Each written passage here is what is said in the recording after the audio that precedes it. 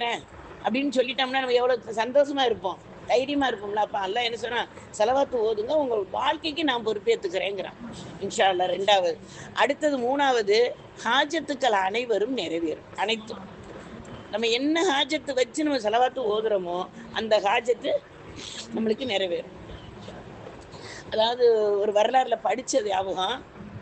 ஒரு எறும்பு அல்லாட்ட கேட்குது, யா அல்லாஹ், ரசூல் ஸல்லல்லாஹு அலைஹி வஸல்லம் அவர்கள் பிறந்த அந்த பூமியில நீ உயர்ந்த ஆலயமான உன் ஆலயம், முதல் ஆலயத்தை நீ வச்சிருக்க, காபத்துல்லாஹ் வச்சிருக்க.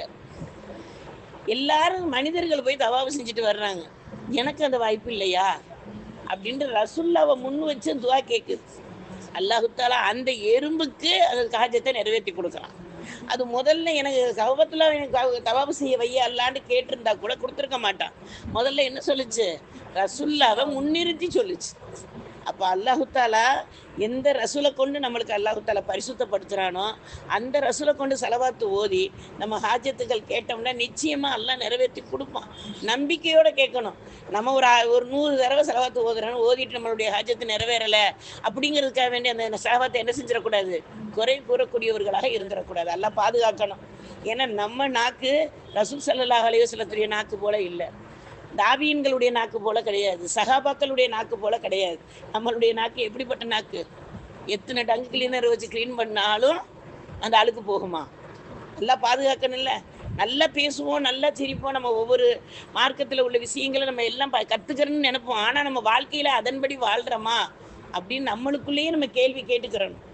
அதுலேயும் பெண்களாகப்பட்ட நம்மளை ரசூல் ஸல்லல்லாஹு அலைஹி வஸல்லம் என்ன சொன்னாங்க, நரகத்தில் ரொம்ப பேரை நான் பார்த்தேன்டாங்க, பெண்களை பார்த்தேன்டாங்க. அது ரொம்ப மனசு நம்ம கவலைக்கூடியதில்ல. பாத்திமா ரலியல்லாஹு அப்போவே குரல் கொடுத்தாங்க, எங்களையே நீங்கள் பார்த்தீங்க. அதுக்கு சொன்ன வார்த்தை என்ன, நீங்கள் சபிக்கிறவர்களாக இருக்கீங்க, அது கணவரை சபிக்கிறவங்களாக இருக்கீங்க, நன்றி மறக்கக்கூடியவர்களாக இருக்கீங்க. அவுதுபில்லாஹி மின்ஹு. அல்லாஹ் பாதுகாக்கணும் இல்லையா? அல்லாஹ் தாலா நம்மளுக்கு கொடுத்துருக்கிற அமானிதமான மார்க்கம் இஸ்லாம். மார்க்கமும் சரி, இஸ்லாமும் சரி. இஸ்லாத்தில் பிறந்ததுனால தான் நம்ம மார்க்கத்தை அறிஞ்சு வாழ்கிறோம். இப்போ இந்த மார்க்கத்தோட நம்ம அல்லாஹ் சொன்ன கட்டளை பிரகாரம் நம்ம வாழ்ந்துட்டோம்னா அல்லாஹ் நாடினால் நம்மளுக்கு அல்லாஹ் சொர்க்கம் தருவான். அப்போ அந்த சொர்க்கம் தருவதற்கு ஷஃபாஅத்தை யார்கிட்ட வாங்கணும்? நம் கண்மணி நாயகம் ரசூல் ஸல்லல்லாஹு அலைஹி வஸல்லத்திட்ட தான் அந்த ஷஃபாஅத்தை நம்ம கேட்கக்கூடியவர்களாக இருக்கணும்.